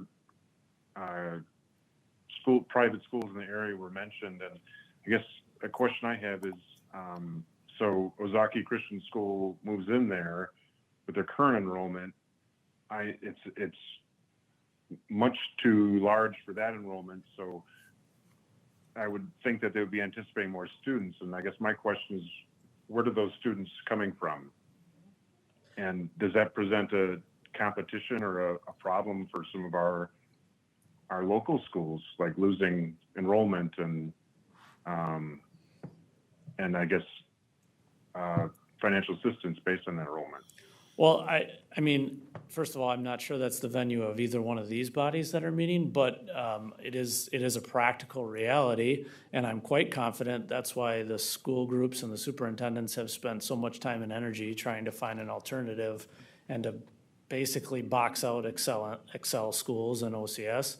I'm sure that's the real motivation. It seems pretty obvious to me. It's not anybody at this table's fault that we find ourselves in this situation. I think it's easy in hindsight to look and say, this should have gone differently or something different should have happened. But frankly, the UW abandoned us. They signed an agreement 60 years ago saying they were going to do this.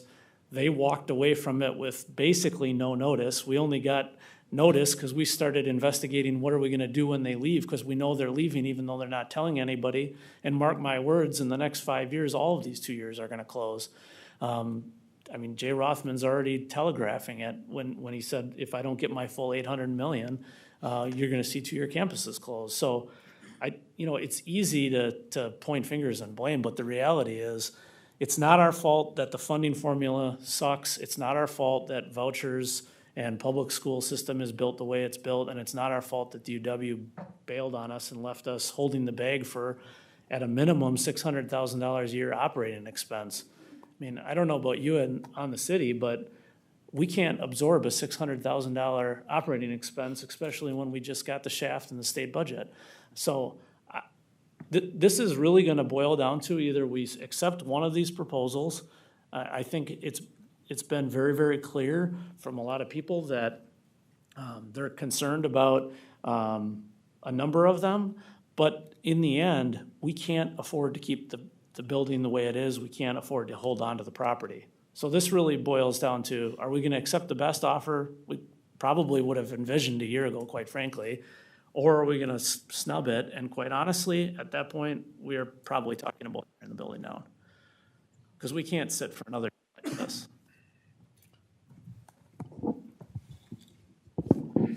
I can address the city's financial aspects a little bit. If we could absorb $600,000, we haven't been paying a dime towards this building since 2016.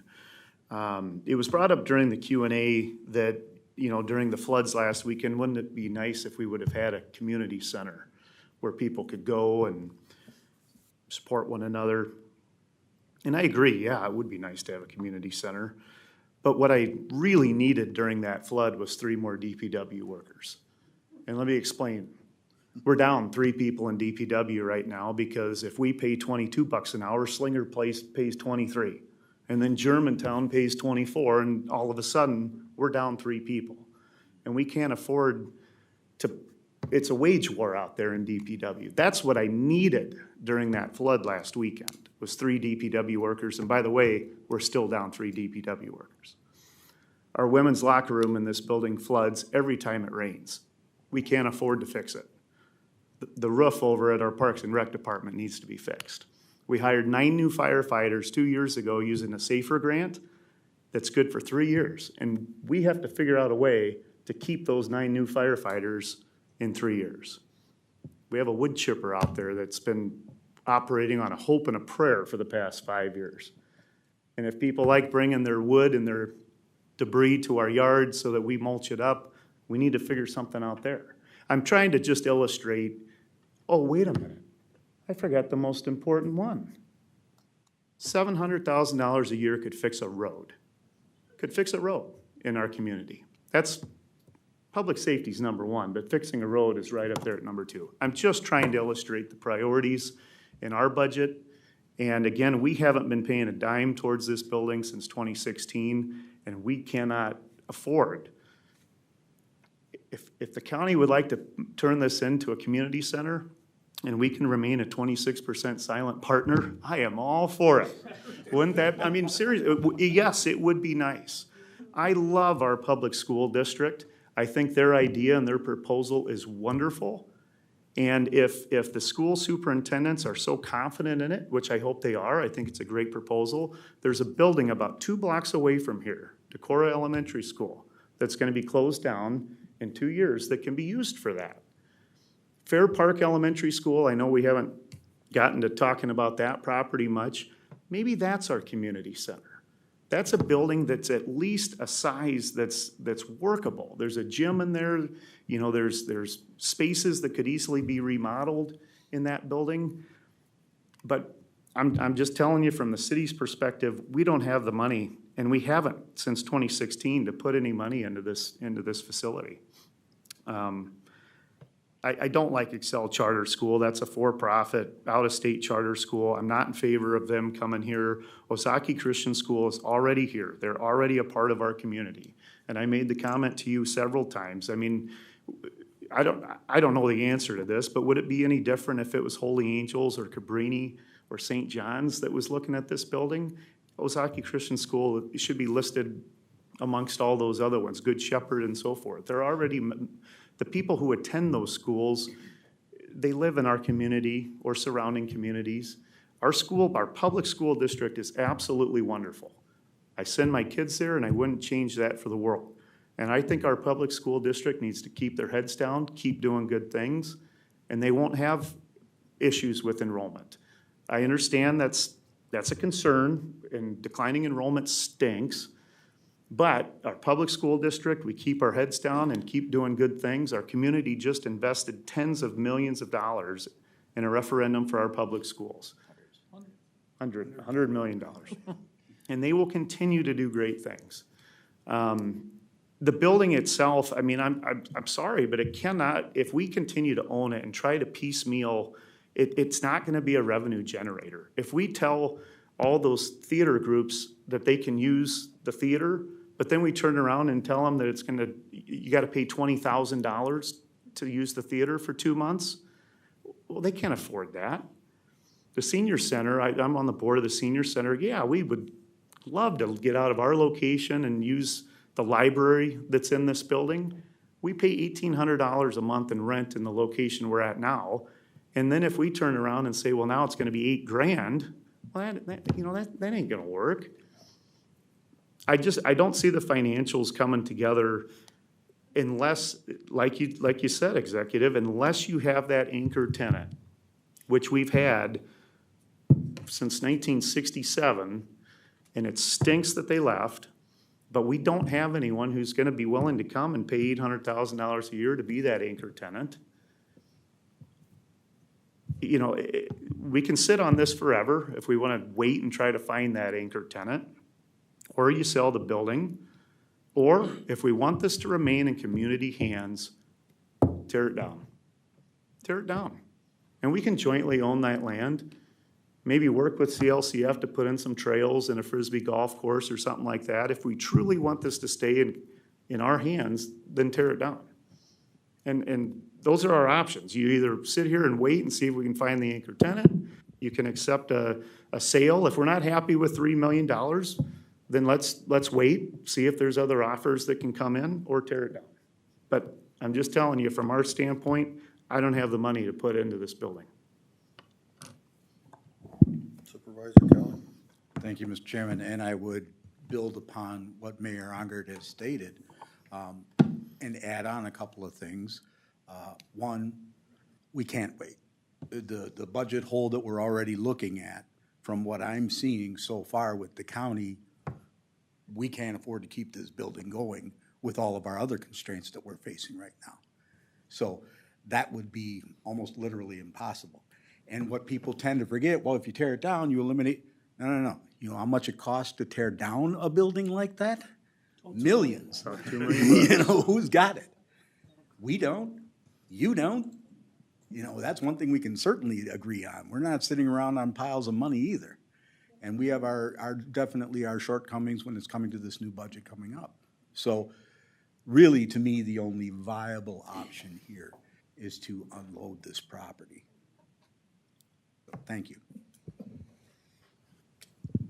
Anyone else?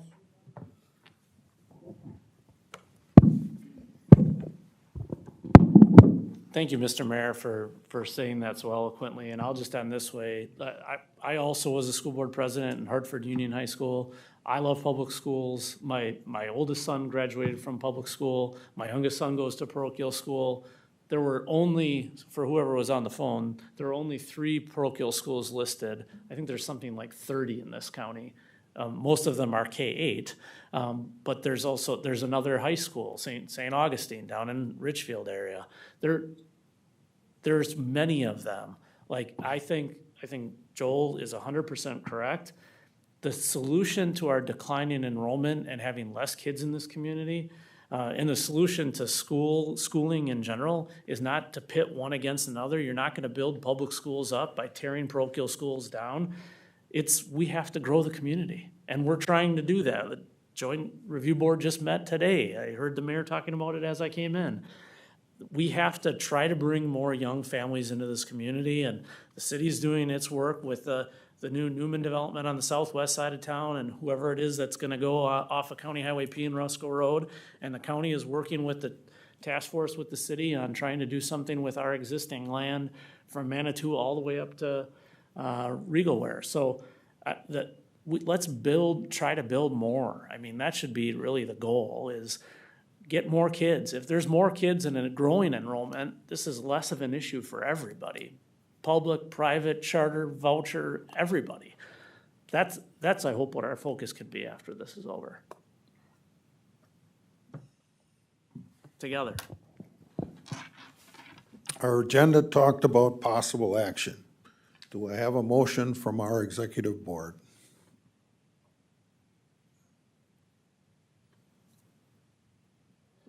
I move that we direct staff I would move that we direct the county executive and staff to continue negotiating with Ozaki Christian for the purpose of executing a sale. Second that. We have a motion and a second. Mr. Chairman, the only change I'd seek is that be a recommendation to the county board, because I believe, Brad, correct me if I'm wrong, the county board is the one who would have to be the one to make that formal approval, correct? Thank you. I would accept that friendly amendment. And if need be, I'll second that one too. Do we also wish to add the proviso that if West Bend wants us to buy them out, we can proceed that way? Would that be part of the negotiations? I think what I envisioned as negotiation was the county executive and his staff handling the complete, bringing a complete package to the county board for consideration. It doesn't make sense in my mind for the county board or the executive committee to go back and forth and drag this on another 6 months or 8 months. And I would expect that the prospective buyer would be interested in getting going as quickly as possible as well. Strike while the iron's hot and move on, in my mind. Any further discussion? We have a motion on the floor. All in favor, say aye. Aye. Any opposed?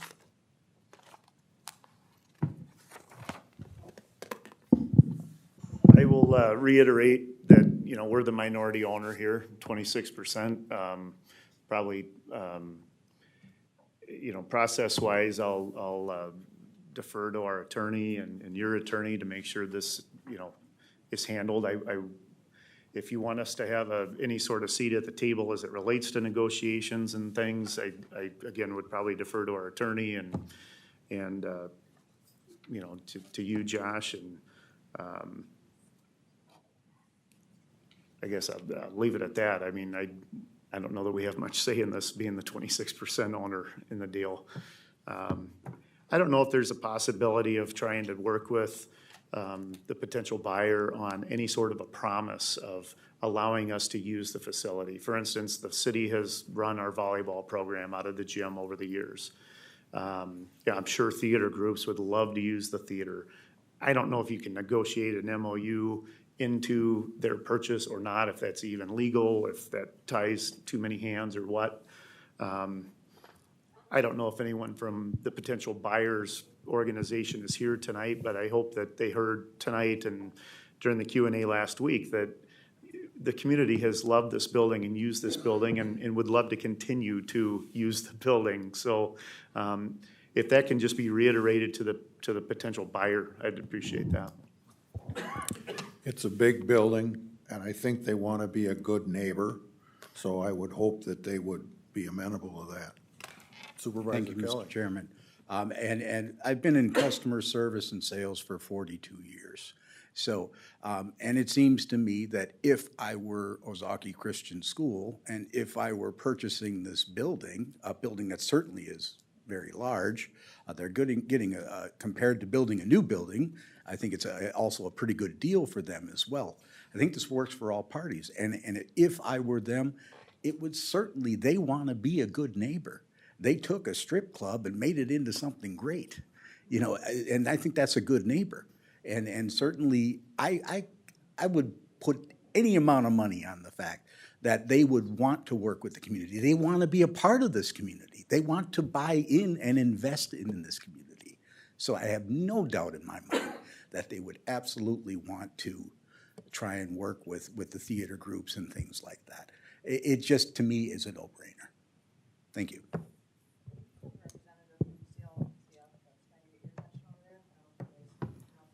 Hi, Mike. We're not taking. Yeah, I just want to, before you take action on the motion, I would just like to say that the Cedar Lakes Conservation Foundation is interested in conserving the portion of property that we discussed, regardless of what happens with OCS. So when I hear the motion, I don't see an opportunity for the county or the city to sell the property for conservation to CLCF without also selling the property to OCS. And I would ask that the county have the latitude and the city have the latitude to sell that property to CLCF, regardless of what the result of the negotiations are with OCS. So I just apologize for interrupting, but I thought it was important for our sake to clarify that. Would we like to make that another amendment? I think it's something the county board can tackle. The motion was to negotiate, and as the county executive and his staff work together with all parties, I'm certain the county executive would negotiate with all interested parties to do the best thing for the community. And when we take the final decision to the county board, we'll certainly include that allowance in it.